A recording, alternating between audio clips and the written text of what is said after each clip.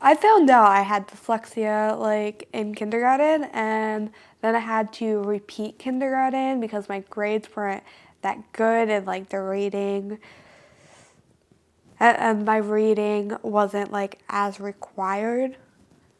Dyslexia is an overall language-based disability. It affects children with average intelligence. It can run in families. It also involves the phonological areas of language where words are broken down into small pieces and the difficulty they have hearing those pieces.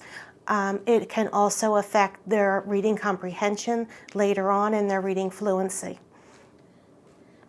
Learning disability teacher consultant is someone that oversees special education students and their programs, and also consults with teachers on a daily basis to make sure the children are progressing in their academics. The main idea of a teacher consultant is to be there not only for the students but also for the teachers to give them ideas and supports in the classroom.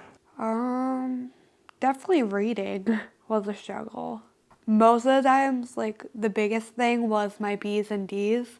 I would get them mixed up, like, all the time.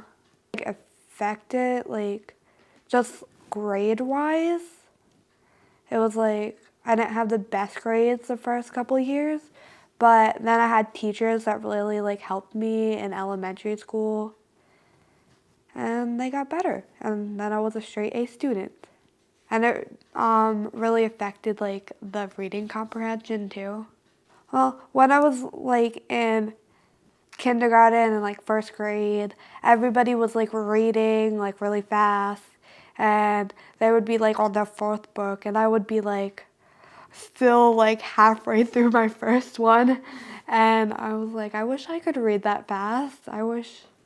Children with dyslexia need a specific reading program that is very direct and explicit in instruction. We have Orton Gillingham, which is a very structured approach to teaching phonics, as well as Wilson. Both of them are very good programs. Absolutely. We have many students that go through our school system with dyslexia. They move on to college. They get supports through the American Disabilities Act. With the American Disabilities Act, they can get accommodations in their classrooms that will help them achieve their goals.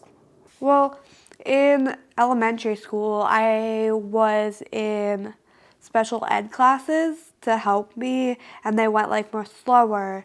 And then over the years, it just like kind of went away. Well, it doesn't really affect me nowadays. Reading, like now, I love it. Well, also writing is a big passion of mine. I love it. Spanish, like, I love the language and it's fun to learn. I plan to go to BCC for a few years. Then I'm not really sure, maybe like Rutgers, like transfer out into there. What steps would I have to take to become a Spanish and Italian teacher?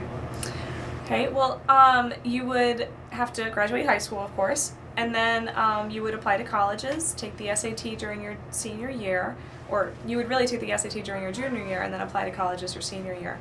And then depending on which college you were looking at, you want to make sure they have that education major as well as the Spanish and Italian concentration for education. And then when you go to college, you would take courses that would satisfy that major, and then you would start applying to jobs. Part of the education process is getting certified as a teacher before you get a job. So you would have to take something called a praxis, which is a test that would help you practice for Italian and Spanish. Right. So yeah. So it's a special test. It's kind of like the SAT to get your job. And then you would take that, and once you pass that, then you would get certified by the state, and then you can look for a job. And then who knows, you may end up at Shawnee. Yeah, that would be pretty cool. Cool. What types of courses would I have to take in college? Well, you would take courses for your major. The first courses you would take are the core courses that everybody has to take, like English and math, and sometimes they make you take a science. Sometimes they make you take, I forget what it was called when I went to school, I went to Temple, and they made everybody take this. I think it was called Intellectual Heritage. It just came to me. But everybody had to take it. And you get those courses done with, but then you would focus on courses in your major. So you would take courses in Spanish and Italian to make sure that you were, you know, strong enough in those languages to teach them. But you would also take education courses, which would teach you how to teach others and do public speaking and things like that. Yeah, I'm taking that class right now. Yeah, do you like it? It's okay, but scary. Yeah, I can understand that. But the more you do it, the more comfortable you will feel.